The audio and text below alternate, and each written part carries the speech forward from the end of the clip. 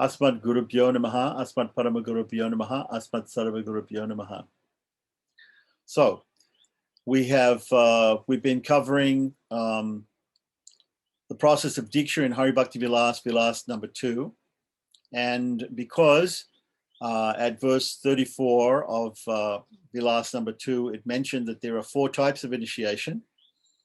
There is the Kriyavati, the Kalavati, the Varnamayi, and the Vedamayi. And we decided to read from the 4th and 5th chapters of Sharda Tilaka to give us an idea of those other 3 types of Diksha. Because Gopal Bhatta is really, and Sanatana Goswami in Hari Bhakti Vilas, they're only describing usually the Kriyavati. So we finished the Kriyavati section, which was the 4th chapter and a little bit into the 5th chapter of Sharda Tilaka. And now we're going to hear about the Varnamayi Diksha. And so this is called the Varnamayi Diksha. Let me see where it starts here.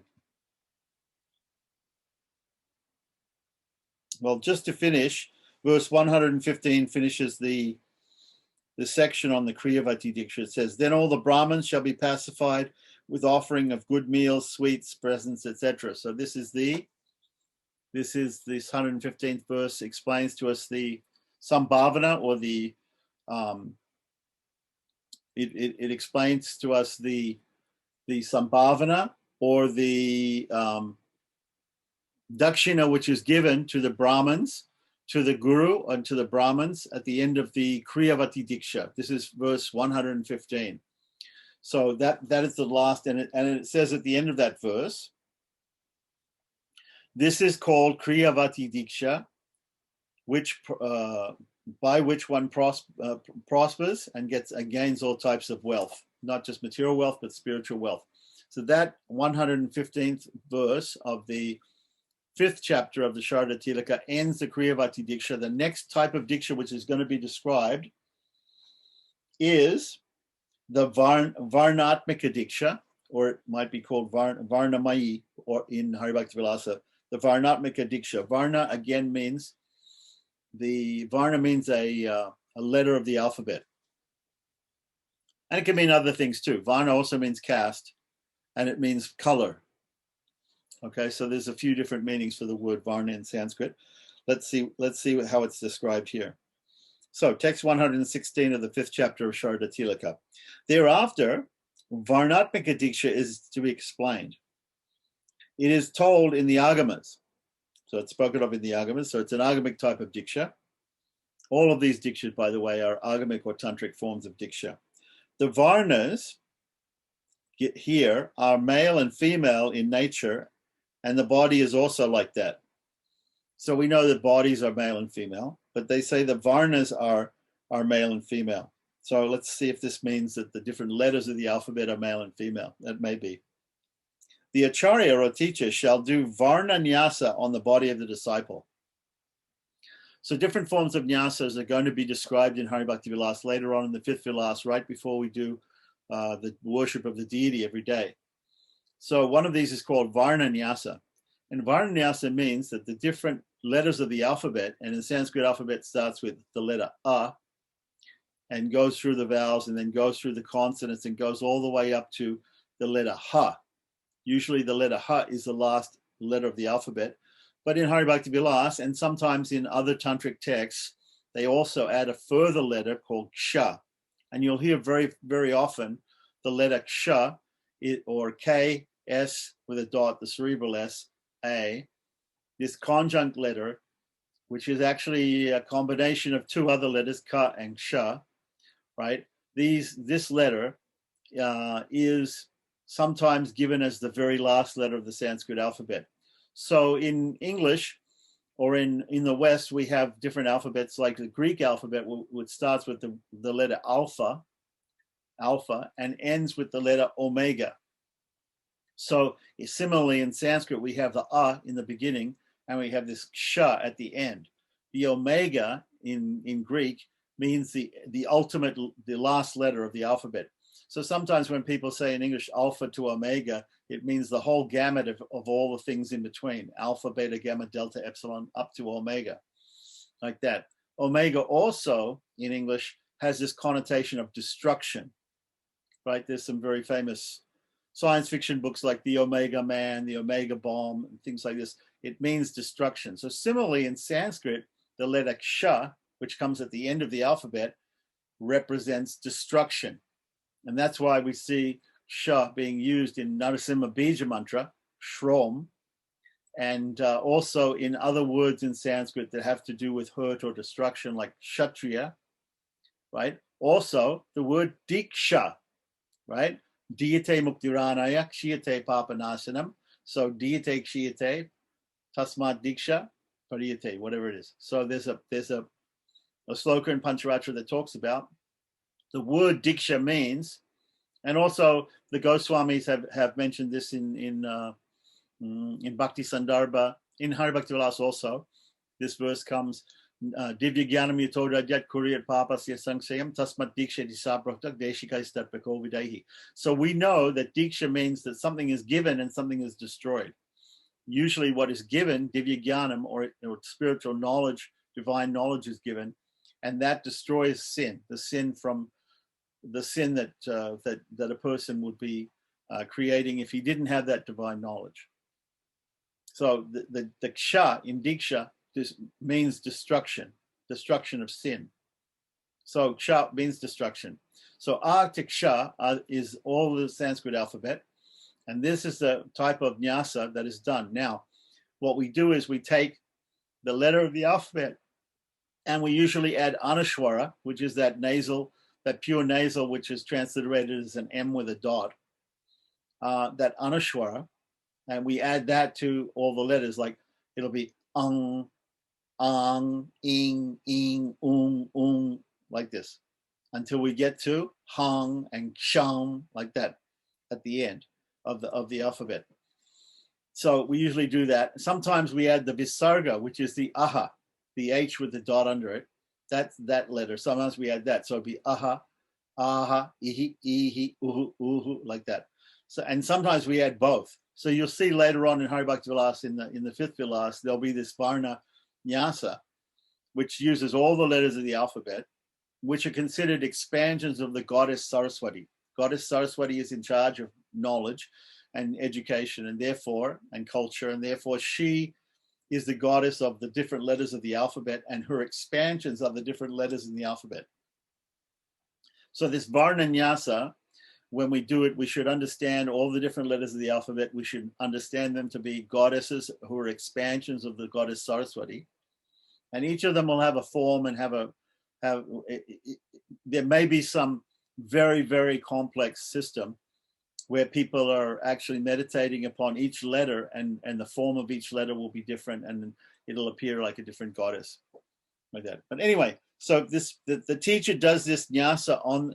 This is a very simple type of diksha. The teacher does this type of nyasa, this varna nyasa, on the body of the disciple. And in opposite order, the same varnas shall be dissolved. So what actually happens here is he does the varna nyasa in the reverse order. Remember, we were talking about different orders in nyasa, that there are three types of nyasas. There are shristi, or nyasas that go in the regular order from A to Z, or from A to Ksha in this case in Sanskrit, right? That will be the shristi krama, the method of doing it according to creation, how it's created.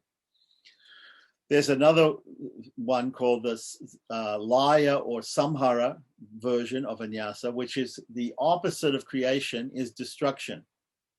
So that would be from ksha, the last letter, to a, this first letter. If we do the varna nyasa backwards, we're doing it from ksha to a. There's another one called stiti, which is not always done, but sometimes there's a call for a nyasa to be done in a form called stiti, which means maintenance. So we have creation, destruction, and maintenance. Normally we think of these in this order: creation, maintenance, and destruction. And we have different guna avatars of the Lord, Brahma, Vishnu, and Shiva, or Maheshwara, who look after these different these different activities in the material world of creation, maintenance, and annihilation or destruction. But here, in terms of nyasas, we're talking about the guru will first of all do a nyasa on the body of the disciple in samhara order, the varna nyasa, to destroy the material elements in the body of the disciple, and then he'll recreate a perfect spiritual body for the disciple by doing the varna nyasa in the proper order or the creation order. This is all about the whole idea in the process of Diksha is to try and impress upon the disciple that he's entering a new phase of his life, and trying to get him to meditate on what he'll be learning to do with the mantra that the guru gives him in Diksha. Is he's going to be learning how to worship the Lord, and in order to worship the Lord, he should have a pure body. So in the very beginning, the guru shows him how to do this process of mentally doing the Buddha Shuddhi, of creating a spiritual body for himself. Now he has a material body, which is not considered fit for worship of the Lord, and he should learn this mental process of destroying the elements in a samhara way, in a destructive way, the anti-creation way. He should learn this from the guru, and then create his a pure body through the process of Buddha Shuddhi. So this is very much like the process of Buddha Shuddhi, but this is being shown by the guru in the first step of initiation. So, since while doing this, the Nyasa Acharya, or the teacher, feels him as a devata, the body of the disciple becomes a super body. Okay. So, while he's doing this, the guru should be meditating that the student that he's teaching this to, his body, he should meditate that the body of the student becomes pure and becomes what they're calling here a super body, or a completely pure body. The Acharya shall adjoin the Chaitanya, or the consciousness in the Paramatma. And once again, the Varnas shall be produced and done nyasa upon the disciple's body. So once again, the Acharya is going to do the nyasa, thinking that the Paramatma, he's going to be mindful that the student also has the Paramatma, also has the super soul within his heart.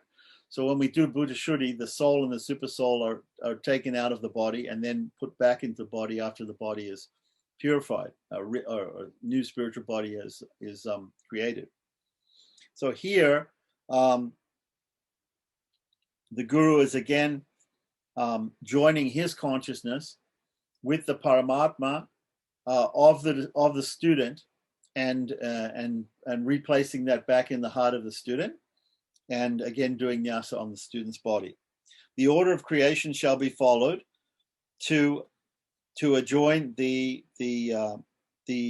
consciousness of the guru with the Paramatma into the heart of the student. So it looks like here to me that it's a little bit unclear, but it looks like here to me, first of all, the samhara varna nyasa is done from the last letter of the alphabet to the first letter. And normally this type of nyasa, we'll see later on exactly how to do it with the exact mantras. But we use the letter with the Anushwara or with the Visarga, or sometimes with both the Anushwara and the Visarga. And we also use a name of the Lord. So there are these 52 names of the Lord, or 51 names of the Lord, because there are 50 or 51, 52 letters in the Sanskrit alphabet. Sometimes it varies a little bit. And so first of all, the guru will do it samhara, then he'll do shristi, then again he does the shristi, he does the creation varnanyasa, thinking that his consciousness is also implanted in the heart of the disciple. Okay, so the order of creation shall be followed to adjoin the Chaitanya, thus the consciousness, thus the disciple becomes the devata, right? So the guru should be meditating on thinking that the disciple's body becomes pure, completely purified. He is giving the disciple his consciousness, and he is also again putting the Paramatma back in the heart of the disciple, and doing all those things after after the nyasa. This is called Varnamaya Diksha, right? So we have from verse 116 to 120, basically, only four slokas, only 4 verses on this particular type of diksha. So it's a very, very short type of diksha. Now, obviously, the guru is going to instruct the disciple in the mantra to worship the Lord after he does this. But this is to purify the disciple, whereas all these other rituals that we had before in the Kriyavati Diksha were also to purify the disciple so that he can get the mantra for worshiping the deity. Okay, so text 121. This is called Varnamaya Diksha. Now, then, Kalavati or Kalavati Diksha will be explained as thus. So the next one is Kalavati Diksha. So we have now understood Kriyavati, Varnamayi, and now we're going to talk about Kalavati. Now remember, Kala can mean different things. Kala can mean time, but it can also mean portion, a part. Right. Remember that the sun and the moon and fire have these different parts, right? The sun has 12 parts, the moon has 16 parts, and the fire has 10 parts. Okay, so since the kalas, nivriti, etc., are the powers or shakti of the 5 elements, bhutas, right? Those shaktis or powers shall be meditated upon in the body of elements of the disciple. So the disciple has in his body basically, he's got these, we're talking about 5 elements here. So we're talking about the gross elements, earth, water, fire, air, and ether. Now, in the body of the disciple are also 3 other elements, which are called his Shukshma Sharira. So here we're talking about the Stula Sharira. Stula Sharira means the gross body of the student. The student also has a Shukshma Sharira, or a subtle body, which is made of mind, intelligence, and ego, like that. And these are all apart from the Jivatman and the Paramatman, who is also within the heart of the disciple. Okay, so the Lord is there, the super soul and the soul, and then there is this subtle body, and then there's this gross body. So here we're talking about only the gross body, the 5 Pancha Mahabhutas, as they're called. Earth, water, fire, air, ether. Okay, so the Nivriti Kala spreads upon the body from the bottom to the knees. The Pratishta Kala spreads from the knees to the navel. Okay, so from the bottom of the feet, this type of nyasa, which is done, this Kala nyasa, which is done on the body, right, is going to be the guru is going to meditate upon the 5 different elements, gross elements, and he's going to do a nyasa on the body of the disciple first of all from the bottom of his feet to his knees, then from his knees to his navel, the Pratishta Kala, right? These are the different sections, kalas, of the body of the disciple, right? So we meditate upon the Nivriti Kala, right, when we do from the bottom of the feet to the knees. Then the Pratishta Kala from the knees to the navel. The Vidya Kala spreads from the navel to the throat, from the navel up to the throat. And then the Shantakadi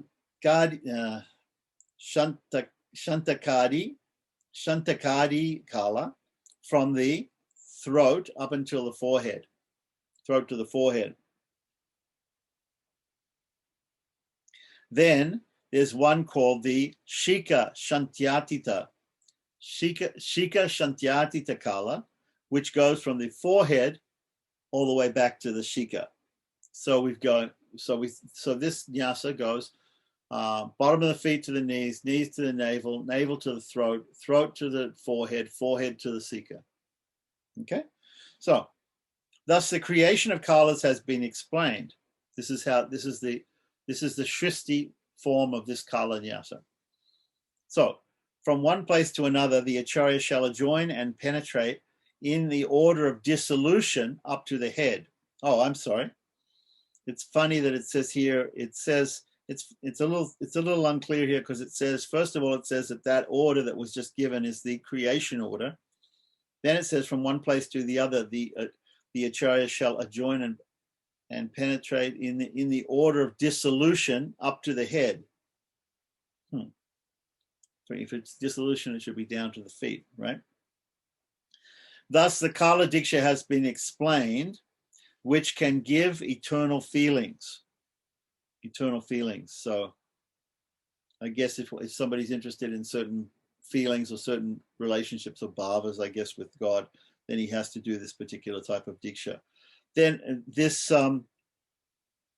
anyway, so that is texts 121 to 125. Again, only four slokas on this type of diksha. All right. So exactly how to do this, exactly how to do these two very short types of diksha, we have to look in the commentary. And there is a commentary on Sharada Tilaka, which I have in Sanskrit, but we haven't gone into it. So anyway, it's just a short idea, a small idea of how to do this particular. So now we've covered the Kriya Vati, which is very long, right? Which involves a lot of different ceremonies, including homas and different things, even Abhishek of the disciple, with the pot which is kept in the mandala. Then we have the Varnamayi, where we do the with the letters of the alphabet, we do the nyasa. And here we're doing a nyasa. The acharya is doing a nyasa using only an even simpler nyasa, right? Because it only involves 5 sections, right? With which is called the Kalavati Diksha. Okay. So now, text 126, we will now hear about the last form of Diksha, which is called the Vedamayi Diksha. Hereafter, Vedamayi Diksha will be explained, which can realize from the worldly affairs, which can help you realize all worldly desires and worldly affairs, I guess. I don't know. In the middle of the disciple's body, that is, in the trikona or triangle with 4 petals in the Muladhara chakra. So the Muladhara chakra is at the base of the spine, near to the anus. So you should meditate upon that as being a triangle, and the triangle will be inverted so that the point is down normally, and it will have four petals. So it's a triangle surrounded by a lotus of 4 petals, only 4 petals. Actually, there's a bija mantra for it, Lam Prativyatmani. It has to do with the earth, and it's Lam, but it's not mentioned here. So anyway, this is the meditation on the chakra at the base of the spine, right? Called the Muladhara chakra. So there's an eternal supreme Devi. There's a goddess there, situated in that Muladhara chakra, shall be meditated upon as having 3 bracelets illuminating like crores or tens of millions of lightnings, having the form of Shiva and Shakti. So apparently this goddess has a dual form, perhaps like Ardhanareshwara. There's this Ardhanareshwara form of Shiva, which is 1/2 female and 1/2 male, a combination of Shiva and Shakti. So I'm guessing that this is, Vaishnavas are not usually mentioning like this, but it may be that if a Vaishnava were to do this type of, he would meditate upon the Lord and the Lord's consort.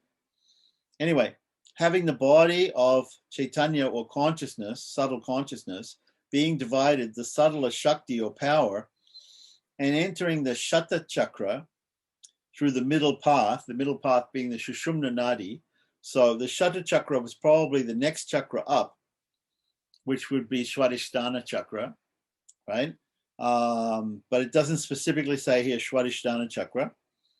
And through that, and to the supreme being all the way up to the spine to the Sahasradhara chakra at the top, right? So this Brahman or this supreme, the letters from Va to Sa in the alphabet shall be assumed as dissolved. So it's talking about Va to Sha.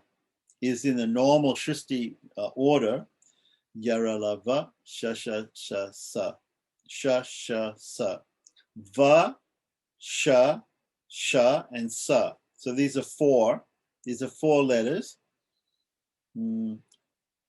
which I believe have to do with one of the chakras, which I'm not sure exactly about which chakra. We'll have to look at some diagrams to see the Brahman or the Supreme, right, shall be assumed as dissolved in the middle of the Shatpatra, the 6-petal lotus. So there's a 6-petal lotus having the letters from Ba to La. So that will be Ba, Ba, Ma, Ya, Ra, La. Right? So that would be 2, 4, 6 letters. Those 6 letters go in the 6-petal lotus. So what we really need to do is we really need to see a diagram of the different chakras in the body and see how many each chakra is perceived as a type of lotus, and that lotus has particular number of petals. On each petal there'll be a letter. So you have to meditate upon those letters in each of the chakras. Then it is penetrated, being adjoining in the order of the letters shall be dissolved in Vishnu. Vishnu is in the navel lotus. So that is, I believe it's Muladhara, Swadhisthana, Manipura, Agya, right? So Manipura is the next one, the navel lotus. And the navel lotus has 10 petals. The next one up, as the power rises up, as the goddess. This is talking about Kundalini yoga here. The next one is a 10-petal lotus in which we have the letters from Da to Pa. So it'll be Da Da Na, Ta Ta Da Da Na, Ta Da Da Da Na, Pa Pa. Yeah.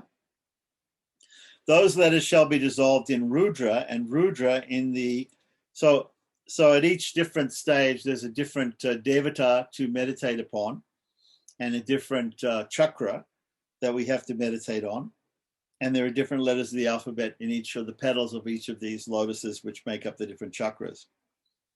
So the letters shall be dissolved in Rudra, and Rudra in the heart lotus, which is the next one up, which I believe is, I'm not sure if that's Agya or whatever it is, chakra. The lotus, the hearts will be the letters Ka to Ta. So it'll be Ka, Ka, Ga, Ga, Na, Cha, Cha, Ja, Ja, Nya, Ta, Ta, Ta, Ta. Okay, so that means there'll be 12. Actually, there'll be 12 petals to this lotus. The heart lotus has 12 petals to it, and it has those 12 letters on it from Ka to Ta. Being adjoined in Ishvara, then the 12 letters shall be assumed to be dissolved in Ishvara, and then in the throat lotus, the throat chakra, having 16 petals, he shall adjoin the 16 vowels. So the 16 vowels are A, I, U, Rit, Ri, I, I, U, Rit, A, I, O, Ow, Ung, and Aha. Yeah. So those will be on the petals of the chakra in the throat. Is dissolved into Sadashiva, and Sadashiva in the eye, the eyebrow lotus, meaning the third eye. Right. There is a 2-petal lotus with the letters Ha and Ksha. Remember, I said Ksha is going to be at the end of the alphabet. So Ha and Ksha are the 2 letters at the end of the alphabet, and Ha and Ksha shall be dissolved into the Bindu.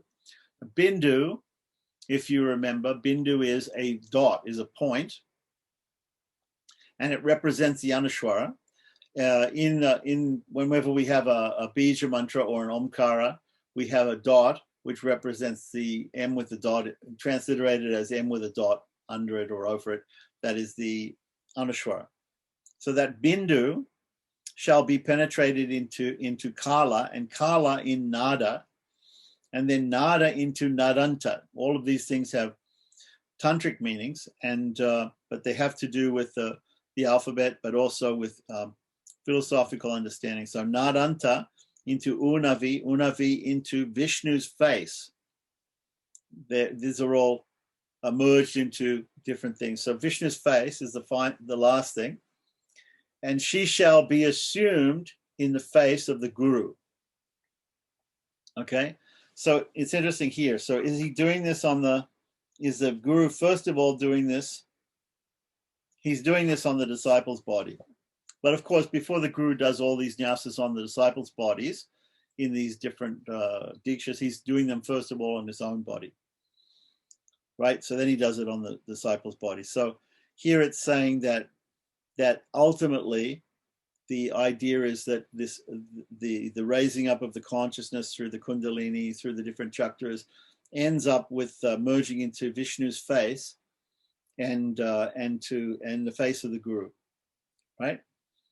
So this kundalini devi or devata, Shakti shall be penetrated with Atman in Parameshwara. Parameshwara. Okay, Atman means the soul, it can also mean the Paramatma. Not necessarily, we don't know exactly which one it means here, but the Atman penetrated into Parameshwara, or the Supreme. Okay, so this is also a part of Buddha Shuddhi in Vaishnava Buddha Shuddhi. When we think of the soul and the super soul leaving the body and going up through the Shushumna Nadi, through the Brahmarandra, the hole in the top of the head, and being kept on a 1,000-petal lotus above the head, the soul and the super soul, the soul actually also has to be purified by going into the body of God and then coming back out of the body of God. And I believe he comes out, usually in Pancharatra, we think of him the soul going into one foot of the God and coming out the other foot. So coming out the left foot, I believe, going in the right foot or coming out the left foot, or it might be going in to some other part of the God's body, of the Paramatma's body, and then coming out the left foot. But we can look that up and see exactly what that is. So exactly that detail isn't described here, but it does talk about the Atman merging into the Parameshwara. Parameshwara just means the Supreme Person. So in the case of Vaishnavas, that will be Lord Vishnu, the Super Soul. In the case of Shaivas and Shaktas, they'll think of it as Shiva and Shakti. Now the disciple will fall on the ground since his bindings have been cut by the order of the guru.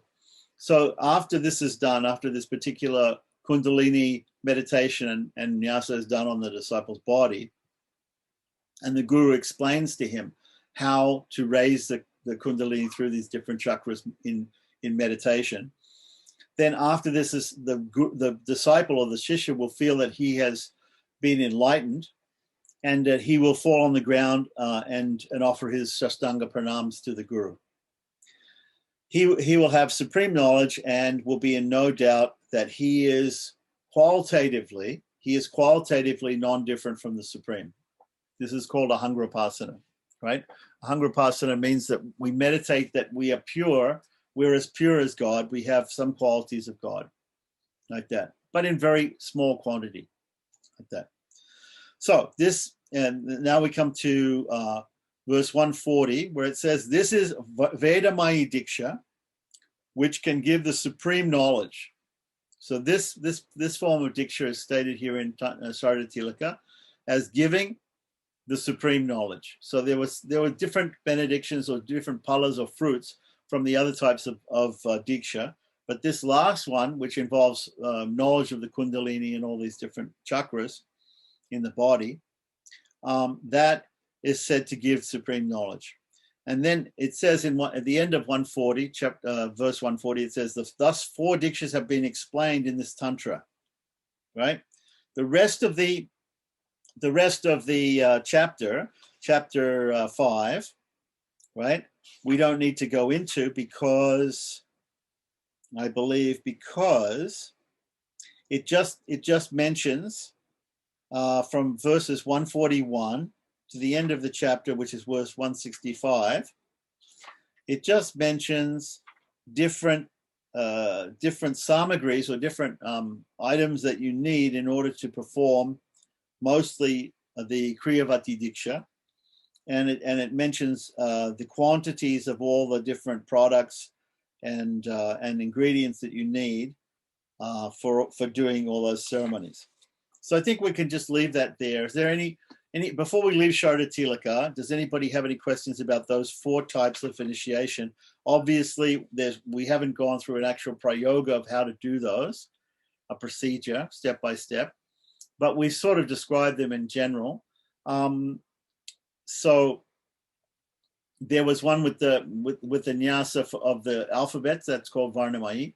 The Kalavati was a nyasa which involved the Pancha Mahabhutas. There was a nyasa with the 5 different gross material elements in the body. And the last one was very mystical and had to do with the letters of the alphabet and meditation on different chakras in the body and raising up the goddess Kundalini and merging the soul into the Supreme, and again purifying the soul in that way by merging into the body of the Supreme and then coming out again like that, because it can't remain there, right? The individual jiva is always separate ultimately.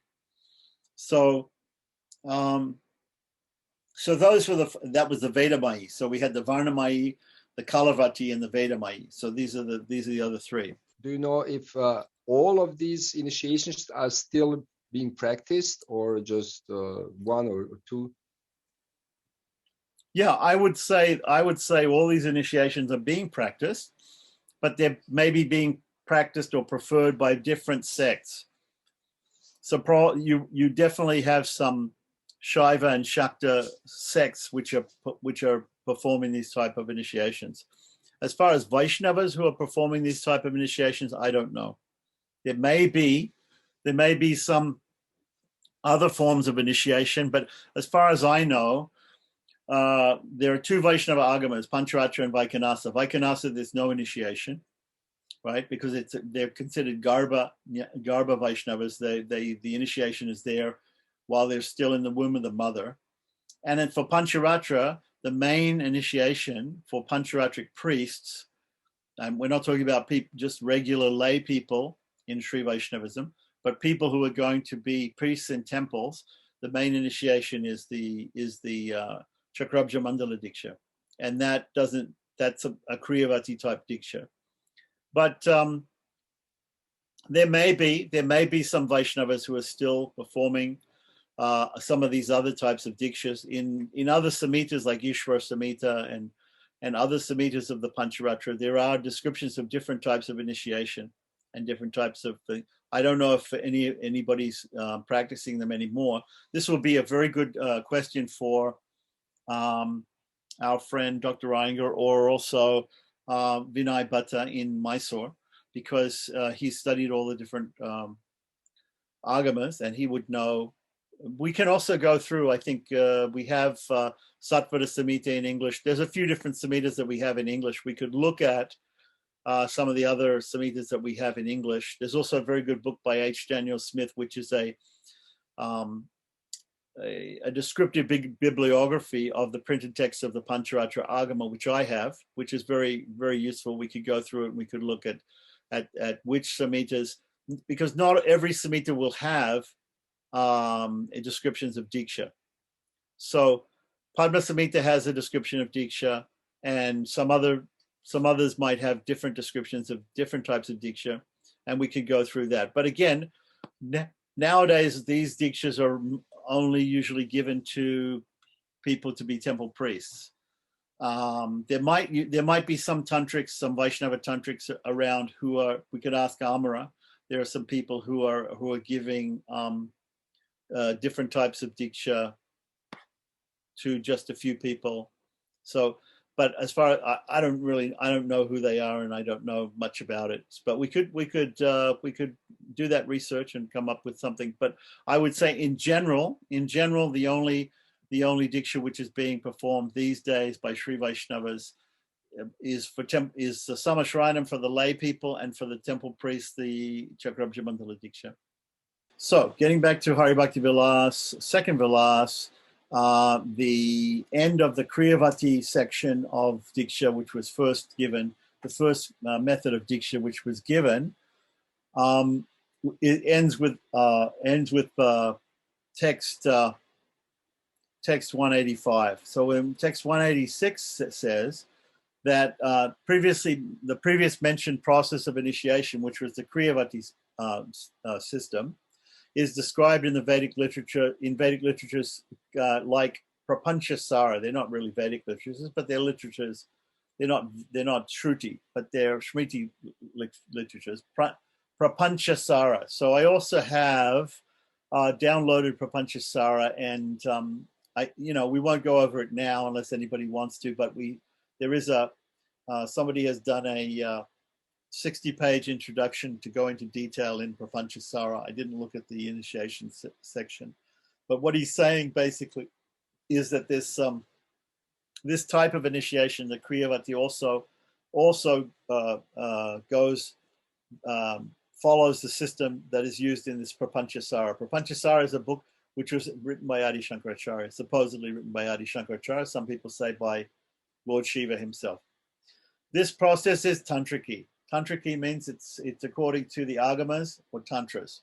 And there are different types of agamas. There's Vaishnava agamas, Shaiva agamas, and Shakta agamas. So we just discussed a little bit from Sharda Tilaka, which is a general agama, which describes how Vaishnavas, Shaivas, and Shaktas can all do different types. There's different types of initiation. So now the next thing we're going to do is we're going to talk not about tantric or agamic initiation, but we're going to look at the type of initiation which is given in the Puranas. So here we have from text 187, where it says, Ata Varaha Puranokta Diksha Vidi. So a Diksha Vidi, the procedure for Diksha, coming from the Varaha Purana. Okay? And Varaha Purana, it was interesting that I believe there was a mention previously in the 104 verses. If we go back, we can remember that if a person hears the Varaha Purana just after he gets initiated, that's also supposed to add a lot of potency to the initiation. So it may be that this process of initiation given in Varaha Purana is what is meant to be read at that time. So here it says, O goddess, now hear from me about the process of worshipping Lord Vishnu, the Lord of Lords. This process awards one wealth and children, and it destroys the sins of killing a Brahmin, drinking wine, stealing from others, having an intimate association with the wife of one's spiritual master, and associating with sinful people. Continuing on to text 188. As a result of worshipping the Lord by this process, people who are poor, diseased, and afflicted with leprosy, and devoid of influence can quickly achieve opulence, long duration of life, and mental satisfaction. Text 189 to 190. One who sees Narayana, the Lord of Lords, along with his consort Lakshmi, within the initiation arena, and who, according to the instructions of the Acharya, worships the mantra form of the Supreme Lord, within the 8 petals of the lotus flower which are drawn on the ground, certainly attains the perfection of life. Okay, so here some of the details are starting to come out about this Puranic form of initiation from Varaha Purana. It does include a lotus flower mandala which is drawn on the ground, and also somehow or other you're worshipping the mantra form of the Lord, which is to be given initiation, in that lotus petal mandala, eight petal lotus mandala. And then there is an initiation arena, which means a yaga mandapa, right?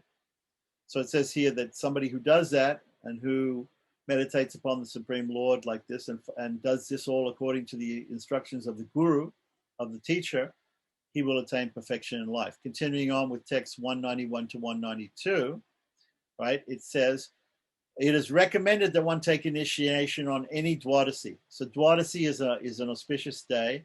Ekadasi is the auspicious day of the Lord, twice a month.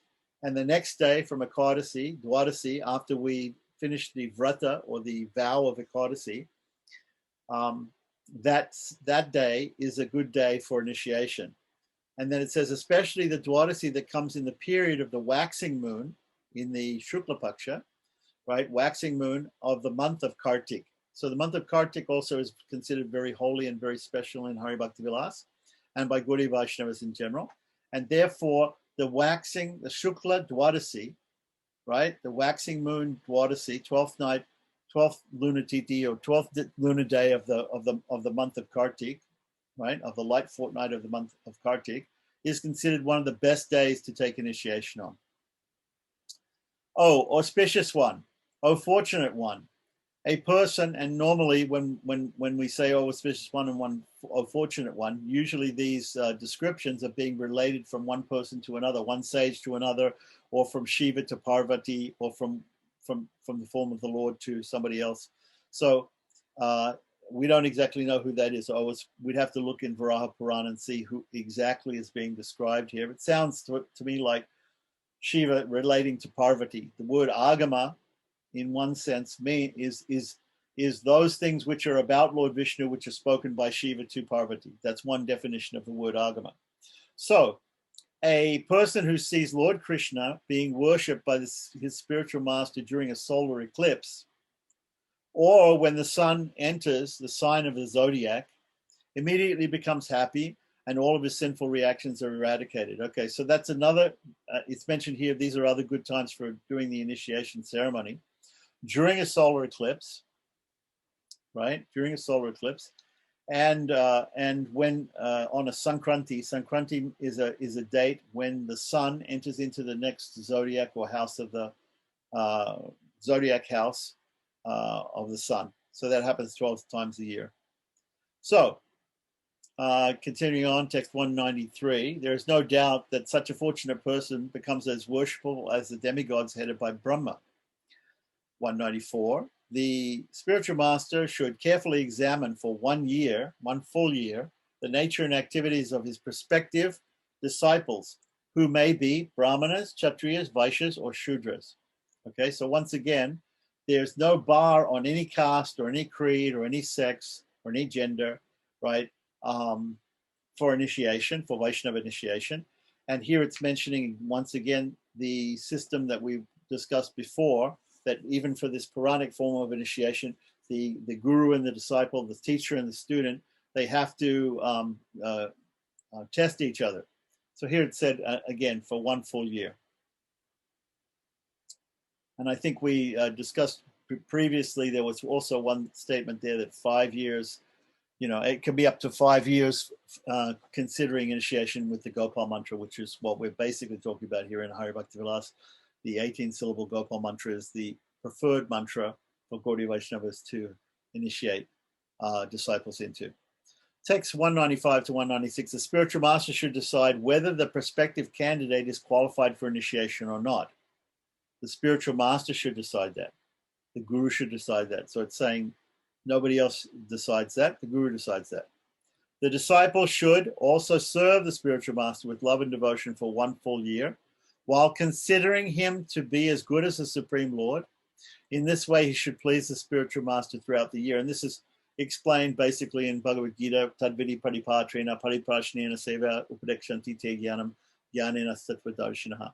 Pariprashnena Sevaya. The word Sevaya means to serve or to follow and to try and please, right? So that the prospective student or the prospective disciple, he has to, for 1 year, he has to live with the spiritual master and serve him like that.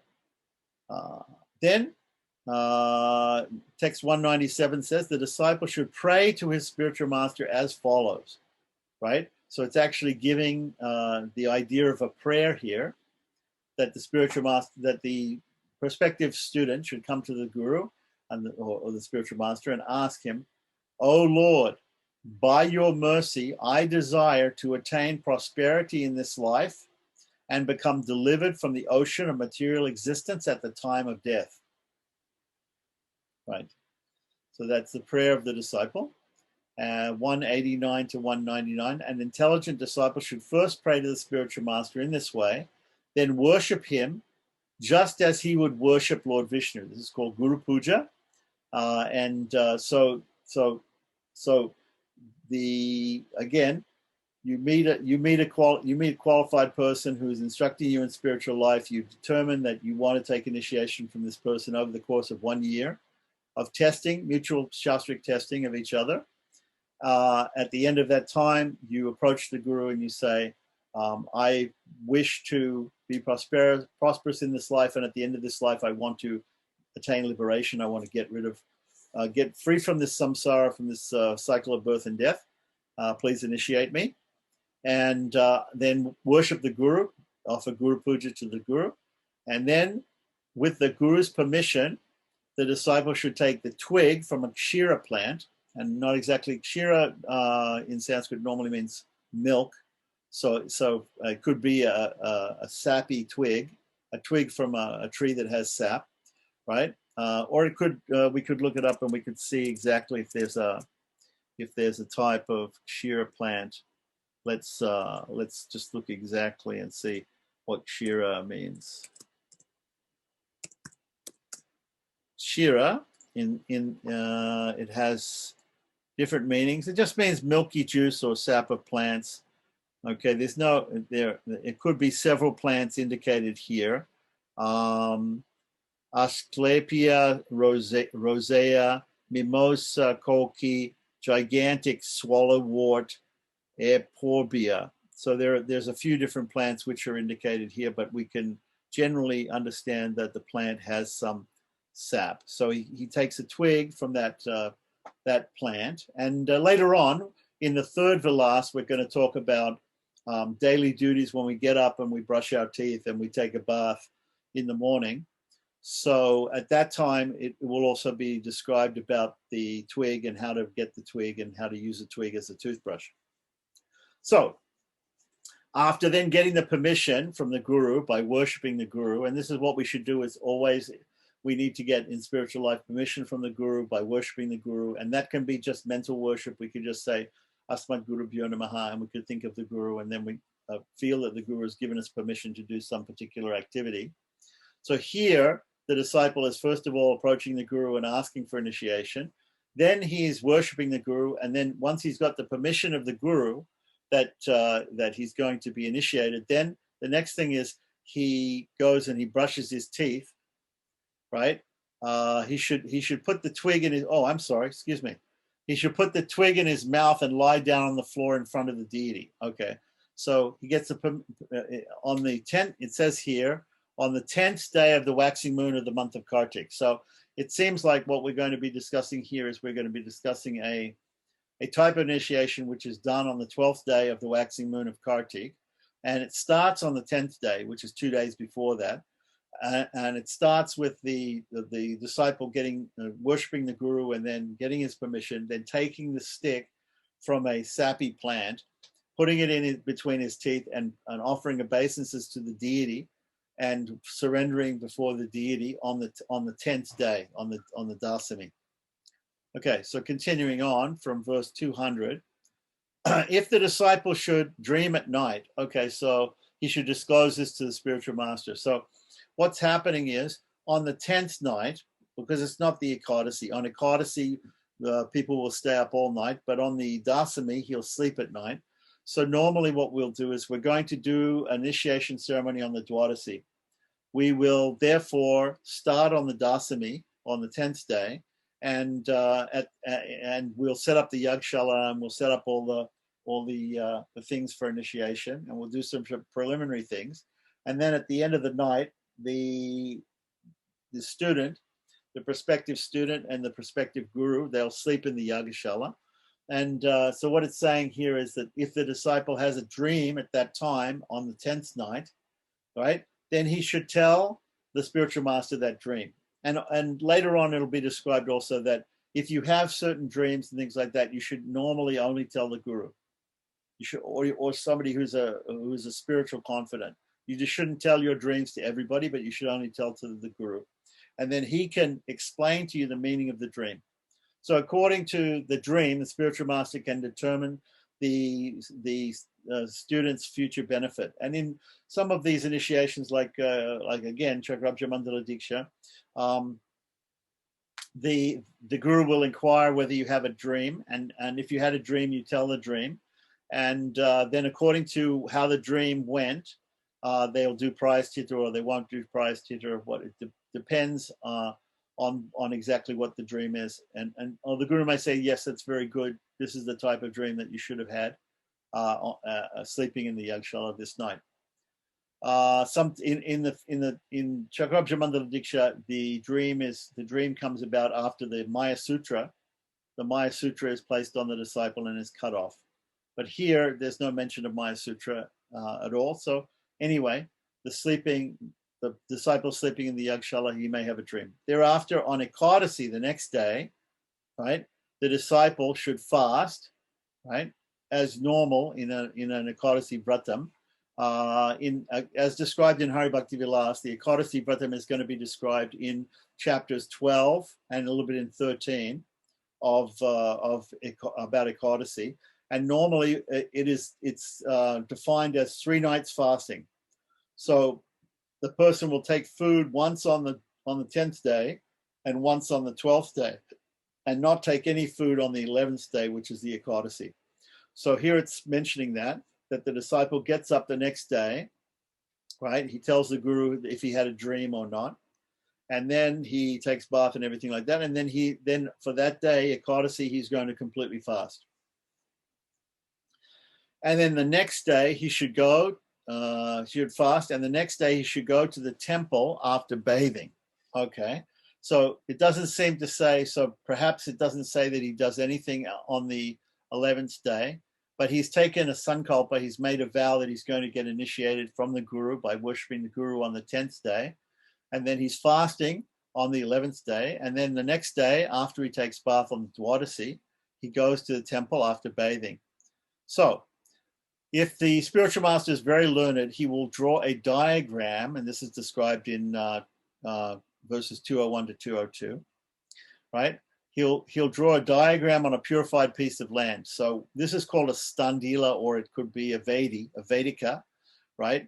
It's a raised platform, right? If it's a standila, then we use it normally for fire sacrifice, but it can be a vedi, just a square raised platform like that, which is flat, and that on the top of that, the guru who is learned will draw a diagram, a specific mandala, right? And it says here, right here, mandala, in the first line of 201.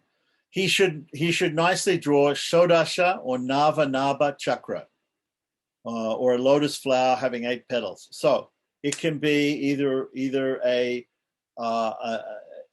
lotus flower with 16, Shodasha means 16 petals, or it can be a lotus flower with 8 petals, or it can also be this Nava chakra. Nava chakra, if we look in Pancharatragama, in the Lakshmi Tantra, and perhaps some other places too, there's one where they have 9 lotuses in a 3x3 square, right, which form a particular type of mandala. So that's also possible to use that type of that mandala for this type of initiation. Okay, so continuing on with text 203. Thereafter, the spiritual master should carefully wrap a white cloth over the disciple's eyes. So once again, we have this netra bandhanam, that the eyes of the disciple are covered. And after placing some flowers in his hand, bring him inside the arena or the yagashala. The spiritual master in text 204, he says the spiritual master should then decorate the initiation area with 5 kinds of colored powder, right? So actually, if we look here in the second line, it says mandalam varnakir buddhi. So he has to know the different colors, the different colored powders for making this mandala. So the mandala will be made up of different colors, and each color in each section of the mandala will represent something different. And again, it's talking about this nava, or nine lotus flower mandala. So, as we said before, there can be different types of mandalas, but this one, it's interesting here. Sodasa aram. Sodasa aram means the aram is actually a certain part of the mandala, and asta patra means 8 leaves. Excuse me, 8 leaves. And Nava Naba means there are 9 lotuses, or 9 nabis means navels. This Nava Naba chakra usually looks like 9 lotuses. So exactly how to make this this particular mandala, we don't know. We could look in Varaha Purana perhaps and find out if there's any more details. Okay, so then the spiritual master knows how to do this with all the different colored powders, and he knows how to make these mandalas. After this is completed, he should worship Indra, who is the predominating deity of the east direction. So the guru is going to offer some worship to Indra as a predominating deity of the eastern direction, which is the most auspicious direction. And let's see, he's probably going to worship all the other Lokapals too, all the other Dikpals, the directional deities. He should worship Agni in the southeast corner, right? So from east, he goes to the southeast. If you go clockwise, starting in the east, then the next one will be Agni in the southeast corner, Yamaraj in the south, Niriti in the southwest corner, Varuna in the west, Pavana in the northwest, right? Continuing on, Kuvera in the north, Rudra in the northeast. In this way, right, after properly worshipping these demigods, he should worship the Supreme Personality of Godhead, Vishnu, in the middle of the lotus. So this is all got to do with the mandala. Savato Bhadra mandala would be worshipped like this. It's a very common mandala. And again, from the Kriyavati type of diksha that we were talking about before from the Tantras, in the beginning of this chapter, they also had this type of worship of the directional deities in that particular mandala. So Vishnu is worshipped in the middle of the lotus. So continuing on with text 207, thereafter the spiritual master should worship Sankarshana as being situated in the eastern leaf, Prajumna in the southern leaf, Aniruddha in the western leaf, and Vasudeva, the destroyer of all sins, in the northern leaf. Okay? So starting with the east, Sankarshana, Prajumna, Aniruddha, and Vasudeva going around clockwise in the 4 major directions of this mandala. Right. Continuing on to text 208 to 211. After worshipping the conch shell, and we had a very complex description in the previous method of doing initiation about how to worship the conch shell. So we could take from that, or we could do it in a very simplified manner also, worship of the conch shell on the conch stand, and we talked about that before. The conch shell should be worshipped in the northeast corner, the disc in the southeast corner, the club in the north, the lotus in the northwest, the plow in the southwest corner, Garuda in the south, the spiritual master in the middle, Lakshmi on the left of the Supreme Lord, the bow, trident, mark of Srivatsa, Kaustuba gem in front of the Lord. One should worship Lord Janardana according to the prescribed rules and regulations. After worshipping the Lord, one should place 8 water pots in the 8th direction and then put a 9th water pot in the middle of the arena. So it's interesting that they had this. Originally, they're talking about Nava Naba mandala. If you have a Nava Naba mandala, it seems like what you do is you place you've got these 9 lotuses and you place a water pot on each one. So you have these kumbhas with the coconut and leaves and everything, and you're going to, after doing this worship and invoking the deities on the mandala, you're going to put these different water pots there. So continuing on with text 212 to 217, those who desire for material existence should be bathed with the Vaishnava kumbha. So I think what we're talking about is we've got these different kumbhas in the different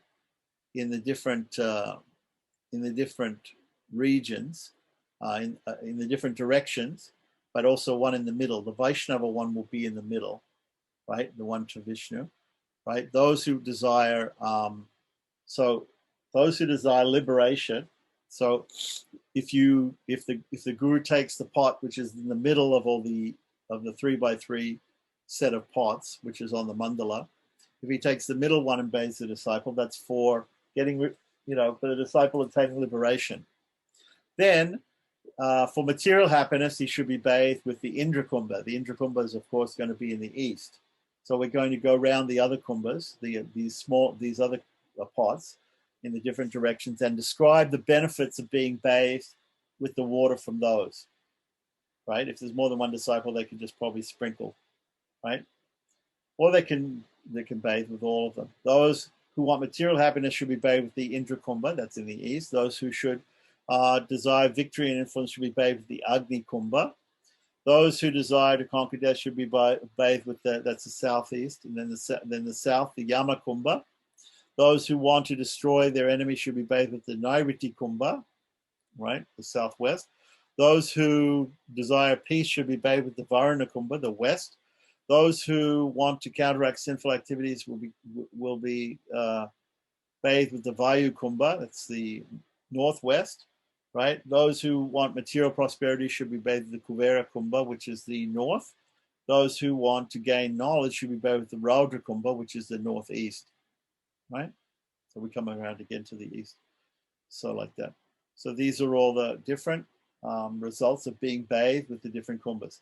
By accepting this process, all persons will become relieved from their sinful reactions, attain transcendental knowledge, and become prosperous. Then what can be said for those who are bathed with water from all 9 pots? Such a person becomes purified at once and attains a position similar to that of Lord Vishnu. In other words, living in Vaikuntha, but serving Lord Vishnu, of course.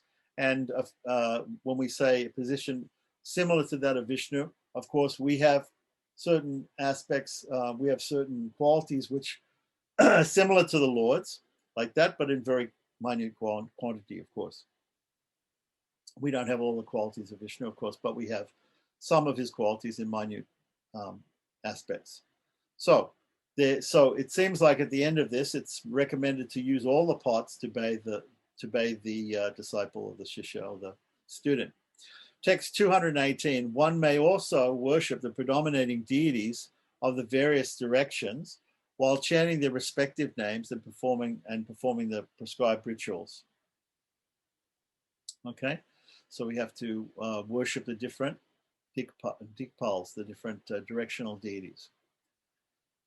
Text 219 and 220. After worshipping the predominating deities of the directions, the spiritual master should invite the prospective disciples who have been tested, right, which we talked about before, for 1 year, and those whose eyes are covered by the white cloth. He should then describe to these disciples who have purified themselves by chanting the Agni, Vayu, and Varuna mantras.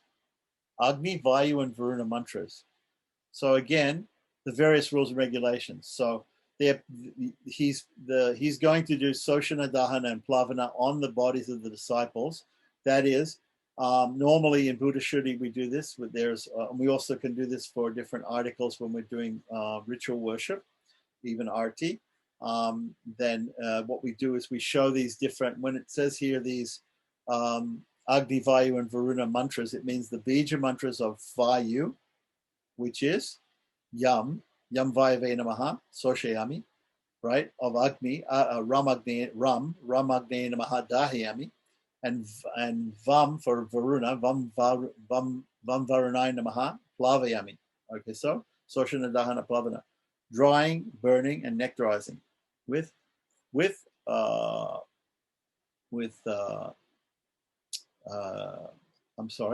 Yam, Ram, and Vam. Yam Vayave Namaha Soshayami, Ram Agni Namaha Dahiyami, Vam Amritaya Namaha Plavayami. This is how you do this. It isn't described in detail here. In Pancharatra, it's described in detail with those mantras and how to do that. Actually, the way you do it is you have to write the Bija mantra in the palm of your hand, and then you have to show that hand over the item, right? So you go Ram Agni Namaha Dahiyami. I'm sorry. Yam Vayave Namaha Soshayami, Ram Agni Namaha Dahiyami, Vam Amritaya Namaha Plavayami.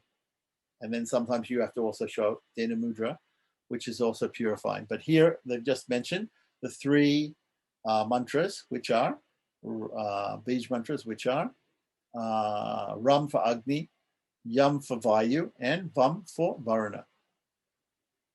So continuing on with text 221 to 225, right? It says, the spiritual master should instruct the disciples to never blaspheme the Brahmanas, the demigods, Lord Vishnu, Brahma, Rudra, Surya, Agni, the Lokapalas, the predominating deities of the planets, or senior Vaishnavas. Rather, they should offer all respects to everyone. The disciples should gladly accept these instructions. Thereafter,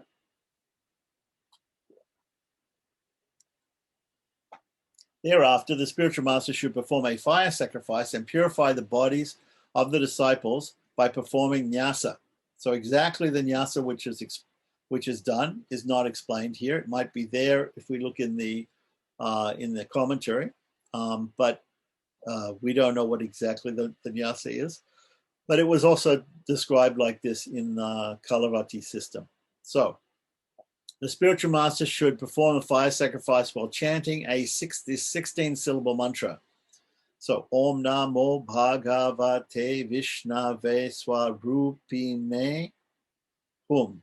Om Namo Bhagavate Vishnave Swarupine Sarvarupine Hum. Okay, that's 16. Correct. Sarvarupine Hum. Okay. So Om Namo Bhagavate Vishnave Swarupine Sarvarupine Hum Swaha. Right, when we offer into the fire. He should offer oblations 3 times to the Supreme Lord, so 3 ahutis for the Supreme Lord, and perform all the other required rituals, which is not mentioned here. The spiritual master should then uncover the eyes of his disciples and make them sit in front of the sacrificial fire, and then impart to them the initiation mantras. Okay. So continuing on with text 226 and 227, after the fire sacrifice is completed, an intelligent disciple should give dakshina to the spiritual master. If a disciple is as rich as a king, he should offer an elephant, a horse, jewels, gold, and other valuable objects to the spiritual master. If the disciple is from the middle class background, then he can offer dakshina accordingly, according to his how rich he is. And if he is from a poor family, he should simply offer a dhoti and chadar, fresh cloth, new cloth, to the spiritual master. This is also a good thing to do. Anytime that we have to offer dakshina to some brahmin or to some guru like that, we can also include a new chadar and a new dhoti like that. And if he's married, we can also give a new sari and a choli piece, a piece of cloth for the lady to make a blouse out of, to the guru for his wife also. So, text 228. It is impossible to describe the piety and glory that one obtains from following the above mentioned procedures. So 229 to 230. If after initiation the disciple hears Varaha Purana. Okay, so that's where I heard it before. So it wasn't from the Kriyavati system, but it's from this system, the system that actually comes from the Varaha Purana. If the person hears, if the disciple hears the Varaha Purana recited from his spiritual master, he attains the result of studying all the Vedas and Puranas, chanting all kinds of mantras, and bathing in Pushkara, Prayag, Gangasagara, Naimisharanya, Kurukshetra, and Kashi, all these different holy places. So it's very auspicious with this particular system, which is coming from Varaha Purana, that the guru also recites some Varaha Purana to the disciple after the initiation. Then it says, text 231 to 234, it mentions, the result achieved by chanting mantras during a solar or lunar eclipse is doubled. And it's already very great in these times. Those are very good times to chant japa of different mantras, right? Is doubled if an initiated person hears the Varaha Purana. So the Varaha Purana should also be recited at that time, at those times. O maintainer of living entities, the demigods pray to be born in the land of Bharatavarsha, modern day India, become initiated from a bona fide spiritual master, hear the Varaha Purana and other Puranas, and visit the sacred place where the Varaha Purana is being recited. They also pray to be able to witness the Varaha Yajna on the full moon day of the month of Kartik. So apparently, we can read. Apparently, if we read Vraha Purana, maybe we should look at Vraha Purana and find out exactly. There's a particular sacrifice called the Vraha Yagya, which is done on the full moon day of the month of Kartik. Of course, we're not talking about the full moon day here. We're talking about this initiation goes on from the Dasami, Ekadasi, and the Dwadasi. So then Trayodasi, Chaturdasi, 3 days afterwards, there's apparently a big Vraha Yagya which is to be performed. Right, but this will not be part of the initiation. It's just being mentioned here. Okay, so then text 235 to 236. O sustainer of the world, I have thus briefly described to you the procedures for initiation. So he's given a couple of different methods of initiation here. It is very rarely practiced, even by the demigods, yakshas, Gandharvas, and yakshas. So it's trying to impress upon us the idea that this is a very holy ritual to be gone through, a very essential ritual to be gone through by a Vaishnava, and that it's very rare, because even a Vaishnava is very rare. Manushanam Sahasreshu, right? Lord Krishna says in Bhagavad Gita that out of thousands of people, hardly one knows me in truth, and that person will approach a spiritual master and get initiated. So the Vaishnava Diksha is actually it's a rare ceremony. And if we compare it, in Vedic society, everybody was getting, all the people in the upper 3 classes were doing the samskaras. So everybody was having certain samskaras, but this particular Vaishnava samskara, a Vaishnava Diksha, that was rare. Only if somebody became a Vaishnava. Continuing on, O goddess, it is said that anyone who understands this subject matter, who sees the initiation arena or the Yaga Mandapa, or who hears this sacred instruction, attains liberation. So anybody who's listening to this right now, you get the benediction of attaining liberation. Now we're continuing on. The next part is called Atha Sankshipta Diksha. Sankshipta means a shortened form. Here it says, it translates it as a summary of initiation, but what it means is Sankshipta Diksha means a shortened form, because up until now we've been listening to some longer forms, some quite difficult and quite elaborate rituals. So the question would be, is there any shorter way to do this? And the answer is now given. Text 237 to 239 continues on with the shortened form of Diksha. So here we have a shortened form of Diksha explained. When an auspicious moment arises, right? So we can, you have to be an astrologer to know this, but normally a Pancharatric priest will know certain auspicious times, and he will say, okay, this is very auspicious time, then we should perform an initiation ceremony, right? So this is the same with any sort of ritual. We always try to find the best auspicious time to perform this. So when an auspicious moment arises, one should establish within a purified arena, the Yagashala, meant for initiation, a new water pot, right? A new kumbha with the coconut and everything, which has been decorated with sandalwood paste and flowers, wrapped with cloth and filled with water, medicinal herbs, 5 types of jewels, and 5 types of clay, right? So we can find out, we probably will explain the 5 types of clays, or 7 types of clay, 5 jewels and 7 types of clay. The water pot should have 5 kinds of twigs on top. The 5 types of twigs on top, it says Panchapallava, just means 5 leaves coming out the top, 5 mango leaves usually. Okay, so continuing on from text 240 to 241 describes the 5 types of clay that are auspicious to put in the water pot, right? So the 7 types of clay. So 7 types of clay, auspicious clay, is clay collected from a horse shed. Remember I told you this Vedic mantra, Ashvakrante, Ratakrante, Vishnukrante, Vasundare. Ashvakrante means dirt where a horse has been walking over the dirt, right? So in a place, in a stable where you keep a horse, the horses are naturally walking over the dirt.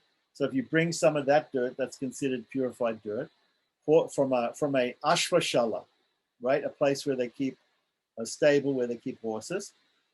The second type is from a gajashala. A gaja means an elephant. Ashva means a horse, right? Gajashala is a house for the elephant house. So bring some some clay from that place. From an anthill, Valmiki. So Valmiki is the sage who wrote the Ramayana, Valmiki Ramayana, and he was meditating, and a big anthill grew up around him. So he came out of the anthill after his meditation was over, and so he is called Valmiki. And Valmiki actually means in Sanskrit anthill. So from an anthill, clay from an anthill is the third one. Clay from the junction of four roads, where four roads meet, the meeting place of four roads, that is called Chatushpada. So clay from there. Clay from the royal court, so from a place where there's a palace and a king is living, is a royal court. From a pasturing ground, a place where the cows, Goshta, where the cows are feeding, and from the bank of a river, Nadi Tira. Tira means the bank, Nadi means river. So these are the 7 types of auspicious clay that should be put in the pot. After worshipping Sri Krishna, the spiritual master should worship the water pot using kusha grass while chanting appropriate mantras 1,008 times. So what it means is he's touching the pot with the darba, with either a mushti or a kurcha. Mushti means a handful of kusha grass, or a special kusha grass wand made into a kurcha with a Brahma Granthi knot near the tip. And he's touching the water pot and chanting different mantras, appropriate mantras, 1,008 times, right? So here it probably means chanting the Mula mantra of the deity, the Mula mantra which he's going to initiate the disciples into. In this case, it's a Gopal mantra, 1,008 times. There are also some other methods of purifying water in the pots. We don't need to go through them here, but there would be Punyavachanam, Vasudeva Punyavachanam in the case of a temple procedure, a tantric or an agamic procedure. Here, anyway, continuing on with verse 242. Thereafter, the spiritual master should perform abhisheka according to the previously mentioned rules and regulations with the water of the pot, of the pitcher, and then that means on the disciple, and abhisincha he could also sprinkle, right? So and then impart to his disciple the initiation mantra. The disciple should then very devotedly worship his spiritual master at the end and other assembled brahmanas, and obviously give them dakshina and bid them farewell, like that. So this is a very simplified form of initiation, right? That you just have to basically do this worship of the water pot and sprinkle or bathe the disciple. Yeah. Okay. So continuing on after that.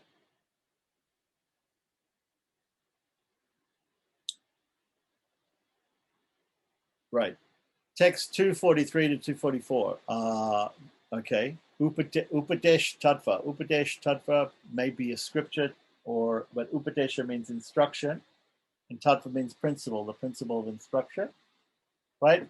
If someone is unable to perform these procedures, then he should worship an unbroken lotus flower, right? That has been kept on a water pot while chanting the Mula mantras.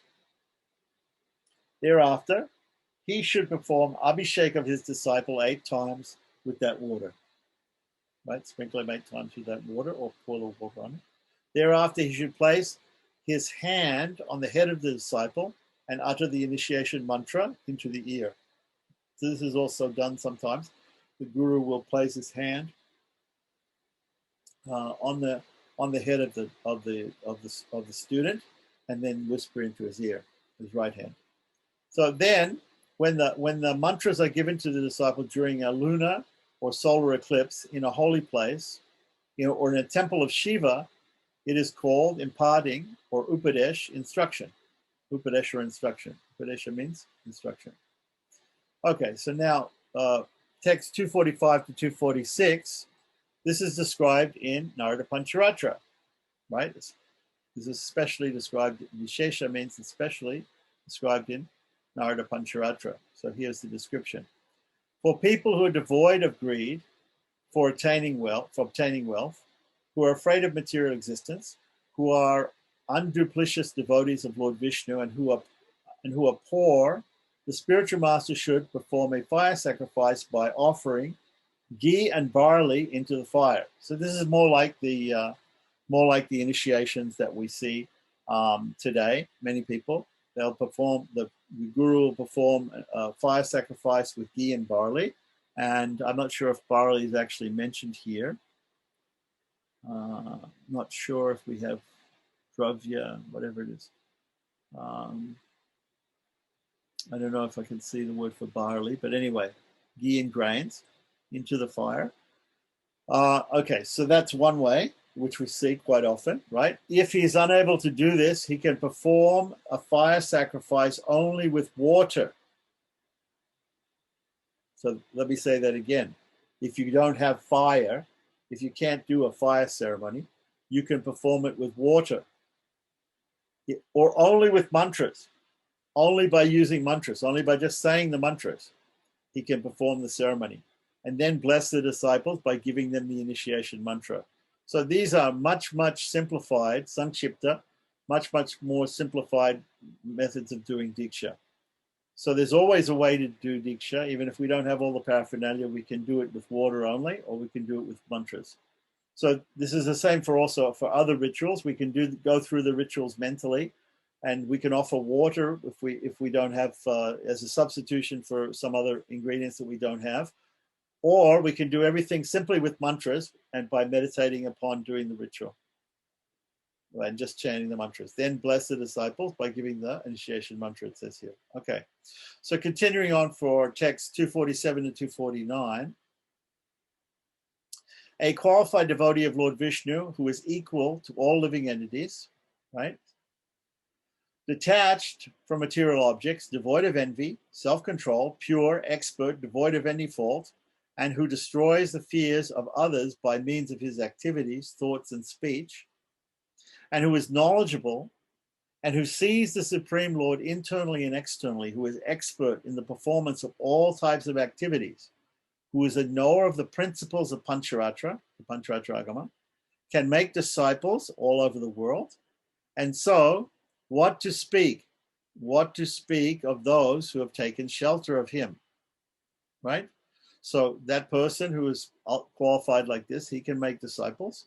And the people who take initiation from him, they also become blessed with all these qualities, and therefore they also can take disciples eventually, right? Normally there's an etiquette that the students don't take disciples without permission from in front of the guru or in the guru's presence. But after the student of today becomes a teacher of tomorrow, right, is what we say. So now we're going to hear a Mahatmyam. The Mahatmyam is the greatness or the glories of giving the mantra, because the essence, we can see, the essence of initiation is the giving of the mantra. There may be some other parts to Pancha Samskara or Vaishnava initiation. We normally say Tapa Pundra Tato Nama Mantra Yagas to Pancha Maha. This is also described as Pancha Samskara or Vaishnava initiation by Baladev Vidyabhushana in Prameya Ratnavali. He also gives a description of what these things are, these 5 things. Tapa usually means the branding of the body with the symbols of Vishnu. That is changed a little bit for Gaudiya Vaishnavas into writing Harinam or making inscribing Harinam or the symbols of Vishnu with tilak on the body. So Tapa Pundra, wearing the Vaishnava tilak in the 12 places or 13 places on the body. Tapa Pundra Tato Nama, getting a name which reminds you that you're a servant of Vishnu, Vaishnava Das or Krishna Das. And Tapa Pundra Tato Nama, mantra, getting the mantra, which in this case is the Gopal mantra, the 18-syllable mantra, Klim Krishna Govindaya Gopajana Vallabhaya Swaha. And in other cases, there are other mantras which are explained to us in the end of the first Vilasa, I believe. And then Yaga, which means that the guru is going to teach the student how to surrender to God through the agency of the spiritual master, through the mediatorship of the spiritual master, surrender to God, and how to worship God with the use of the mantra that he's going to give him. So how to do the ritual worship of God and how to surrender to God. That is called yaga. So Tapa Pundra Tato Nama, mantra yagascha panchamaha, these 5 things like that. So out of all of those things, the important thing here, which is being stressed here, is the mantra, giving of the mantra. in this case, the Gopal mantra. So now we're going to get the glories of imparting a mantra to someone else. What is the glories of giving a mantra to somebody else, of imparting a mantra? And what does it mean, giving a mantra? It means explaining explaining the mantra, explaining the meaning of the mantra, explaining the esoteric essence of the mantra, all the how to use the mantra, how to chant the mantra, how to meditate upon the deity of the mantra, how to worship the deity of the mantra, and how to use the mantra in other ways, like in homa, or in fire sacrifice, or in different ways, for worship of deities. So everything about the mantra, the lineage of the mantra, how the mantra descended down through the Guru Parampara to the particular student, everything should be explained. The nyasas, the different rituals to be used when meditating upon, the rules and regulations for taking bath and being clean, and the times and the duration. The Guru may also give instructions on how many times to chant the mantra every day, or there are many other things that can be explained. But all these things have to be explained at the time of initiation. Sometimes all of these things cannot be described specifically at the time of initiation. Specifically, the internal and esoteric meanings of the mantras may take a long time to teach the disciple. That may happen later on, and it may even happen from another guru. A Shiksha guru may have to teach that. In the case of Ramanuja, he had one guru who imparted the mantra to him, and another guru who explained the deeper meanings of the mantra to him, like that. So he had several Shiksha gurus and one Diksha guru. So here we have text 250, 251, the Mahatmyam, the glories of imparting mantras, of mantra initiation. From the Skanda Purana, from the conversation between Brahma and Narada, we get this statement. There is no doubt that persons who are in the mode of goodness achieve fame, magnanimity, wealth, birth in a good family, and happiness simply by educating people in the science of Krishna consciousness. Just as the Supreme Lord Vishnu is the foremost amongst all demigods, distribution of knowledge is the best charity.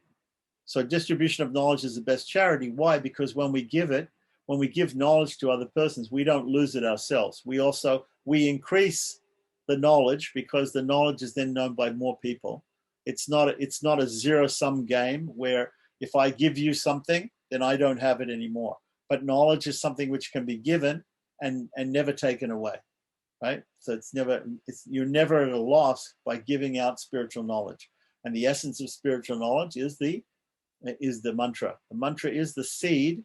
In the Gaudiya Vaishnavism, I talk about the Bhakti Lata Bij. The seed of devotion is contained within the mantra, right?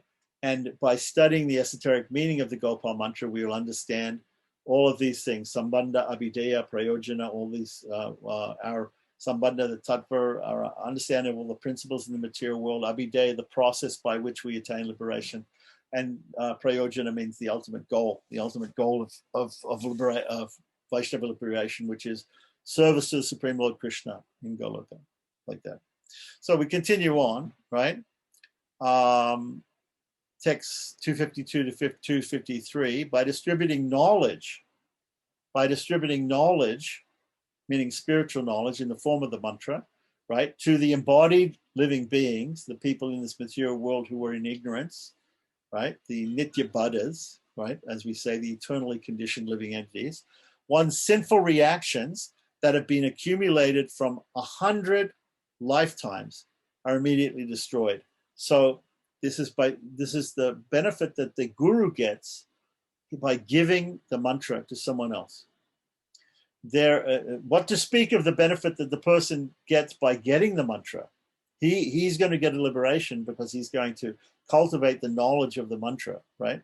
Because we already explained this, that was explained in the definition of Diksha. Divya Jnanam is given in the form of the mantra, and papa or sin is destroyed and liberation is attained, right? Liberation is attained. There is no better form of charity than distributing transcendental knowledge to others, because by doing so, one can easily attain the lotus feet of the Supreme Personality of Godhead, Lord Krishna. So thus ends the translation of the second Vilas of Hari Bhakti Vilas in the matter of Vaishnava initiation or Vaishnava Diksha. So everything about Vaishnava Diksha that we wanted to know is explained here in Hari Bhakti Vilas, especially for Gaudiya Vaishnavas. And some we can note just as a summary, we can go over it, that first of all, we had this definition. There were 4 different types: Kriyavati, Kalavati, Varnamayi, and Vedamayi types of initiation, which was given in verse 34. And then after that, the first one of them, the Kriyavati system, was explained in detail.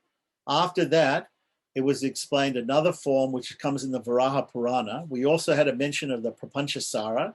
So after the Kriyavati system was explained in the beginning, then it said, well, we can check out this book Prapanchasara, and it should also be done according to that, which I said we could go into. I've got the Prapanchasara. Let me look at it and see if there's anything relevant, and we'll take it up next time perhaps, and just explain a little bit if it's got anything more to say about initiation.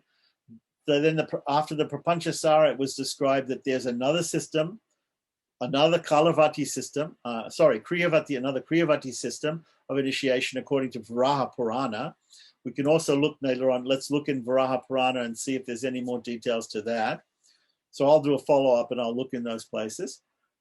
Then it was described that these are quite complicated systems of initiation, and we discussed before why initiation should be a complicated affair is because initiation is a samskara, and samskara not only means purification, but means to impress upon our minds that we are doing something which has great spiritual value. So when we make it about a singular person, a single disciple, and not thousands of disciples, but one disciple, and if we do it in a very, very complex way, in a very, very shastric way, right? Giving a lot of emphasis to the esoteric meanings of all the different rituals that go on, explaining that to the disciple as we go through, right? Then that makes a very great impression on the person who's getting initiated, and he or she will carry that throughout their life. It's the same thing with all these other samskaras that we perform. So then after the very complex methods were being explained, it said that if he can't do that, he can do a simple fire sacrifice with grains and ghee, right? If he can't even do the fire sacrifice, he can do the same thing using mantras and water. And if he can't even do that, he can do everything within the mind, and everything can be done simply by chanting the mantras and perform the ceremony and give the mantra to the disciple. And that's the simplest form of initiation. So at the end of Hari Bhakti, once again, Hari Bhakti Vilas teaches us normally a very complex system of doing things, but then in the end shows us the Sankshepta, or the abbreviated version of the ritual, and how we could do it in a very shortened form, or even the very most simplest form. So that's everything about the second Vilasa and initiation. So I will follow up with the Varaha Purana and the Prapanchasara, and I'll look at those. If there's any other interesting points, I will bring them up next time. Otherwise, we've finished the second Vilas. We'll go on to the third Vilas, which is going to be very exciting, because in the third Vilas, we're going to actually learn, once we get the mantra from the Guru, once the spiritual master gives us the mantra, then we can use the mantra to worship the deity and in so many other things in our lives. And we should realize that we've got this mantra, which is a great thing, and that we should use the mantra to meditate upon the Lord, and also to perform the Lord's worship, which is actually Vaishnava liberation, is service, eternal service to the Supreme Lord. Have you ever seen anyone do a ceremony completely simplified like that with using water or anything? Completely simplified method of giving a mantra. Yeah, sure, it's possible. People do it very simply. They call somebody to come, and then they say, okay, so repeat after me, and they do a sankalpa, they do a vow, and then they touch water, and they do achmana, and then they give the disciple the mantra. That's it. Sure, definitely can be done that way. But like I said, mostly we go through the ritual because we want to impress, we want to make an impression upon the mind of the person, like that. But it's sort of like we say, when somebody we say that it's the thought that counts. It really is in Vaishnavism the thought that counts. It's the meditation that counts more important than the external ritual. The internals are much more important. Now, should we also have the externals as well? Yeah, we could, like that. So you might be a great spiritual Vaishnava and you might be sitting just meditating on the Lord, or a great yogi, and there's no deity, there's no temple, there's no ritual, there's no nothing. You're just meditating and worshiping the Lord in the heart with your meditation. You can do that. But these external things, they also help us. So having temples, having deities, having external ritual, having fire ceremonies, having all these other things, they help us to focus our mind. Having yantras, having mandalas, right? Having all these different nyasas, they help us to focus our mind on the esoteric points. If you don't know the esoteric points, then ritual is purposeless, is futile, right? If you don't know the inner meaning of the ritual, then you're just going through the motions. You don't know what's going on. If you know the inner meaning of the ritual, then the inner meaning is the thing which is most important.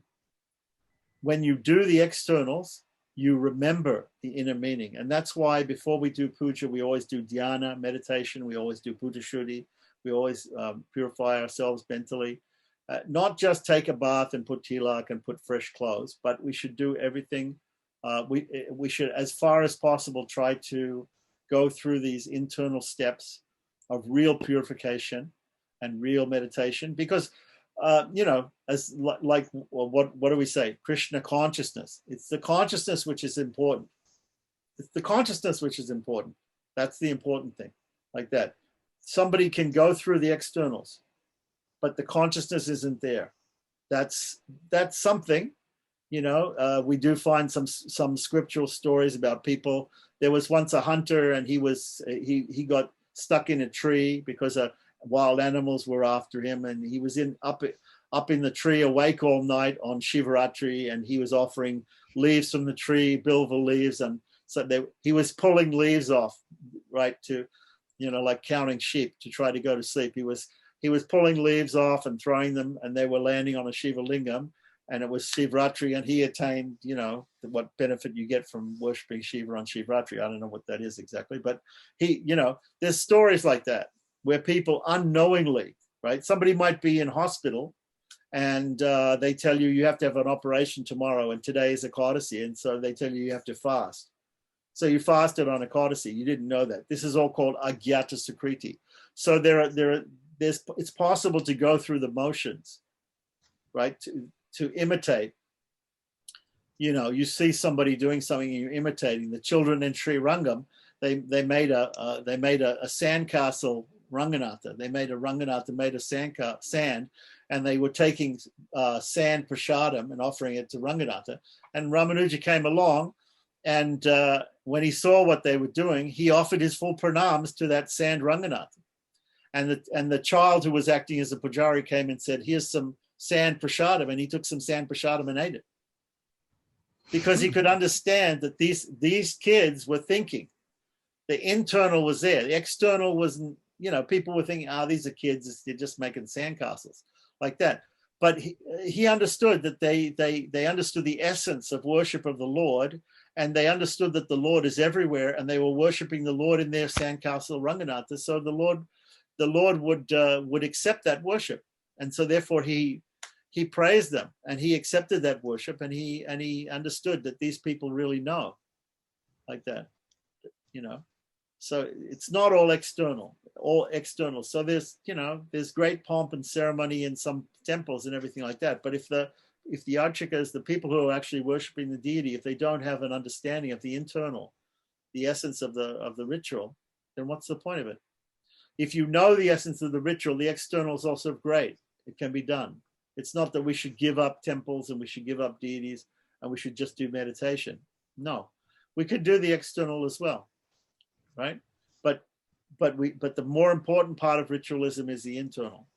So we have to understand that first. When we do worship of the deity, we're supposed to do Manasa Puja first. We're supposed to worship the deity first, and that's considered to be more important.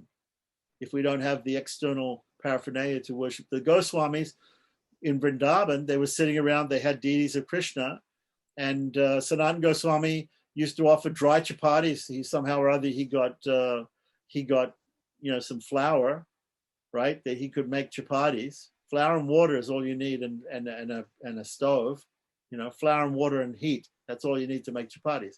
And Krishna was complaining to him, "Come on, you've got to put some salt in the chapati. Chapati tastes terrible. It's just flour and water. No ghee, no salt. What And so I'm going to say, hey, I haven't got anything. So you can take it or leave it. So, but this was the love of the Goswami that he was offering that, and so Krishna accepted it because the essence was there. Right? Krishna says, offer to me a fruit, a flower, a leaf, and a water, right? So if Bill Gates or Warren Buffett or, the guy who owns Amazon, if they just think they can have an altar and they can just put a little fruit and a little leaf on there and offer it to Krishna, then he's thinking, right? Look at all the money they have. They're millionaires like that.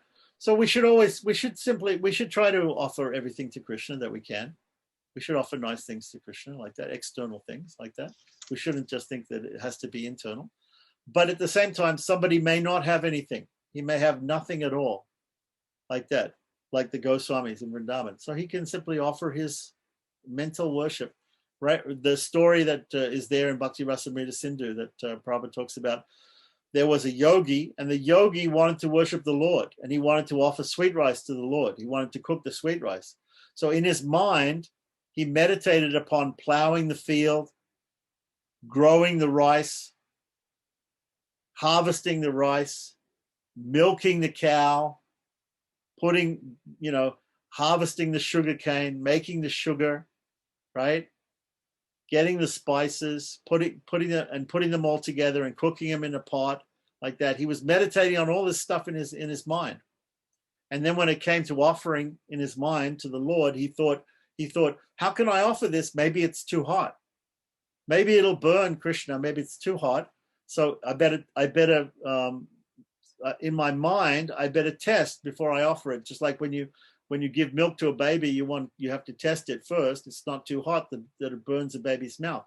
So we don't want to give this really boiling hot sweet rice to Krishna. It's beautiful. It's made of milk and sugar and ghee and milk and rice. It's beautiful. Palpayasam, beautiful sweet rice, but it's hot. How hot? It can't be too hot or it'll burn Krishna's mouth. So he thought, I'll just put my finger, I'll just touch it with my finger and I'll test it, see if it is. And he burned his finger. And he awoke from the meditation and he found that his finger was actually burned. Right? So that even in other religions in Christianity, they have this psychosomatic, they call it psychosomatic. People think they get so, they meditate upon the Lord, or they meditate upon the deity so much that things happen to them externally. Like in Christianity, they show the sign of stigmata, the blood comes out of their hands.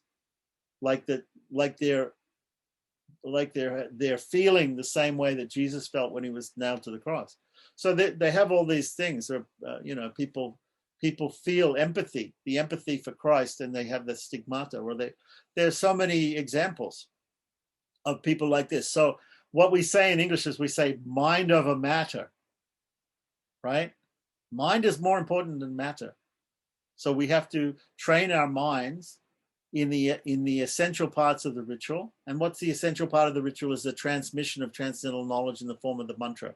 That's the essential part of the ritual, right? So if necessary, mantra upadesh, just the giving of the mantra, that's the most important part of Vaishnava Diksha. Otherwise, there are 5 parts which we should follow. Tapa Pundra Tatonama Mantra Yagasya Panchamaha. In Pancharatra, it's described like that. But the mantra is the most important of those 5.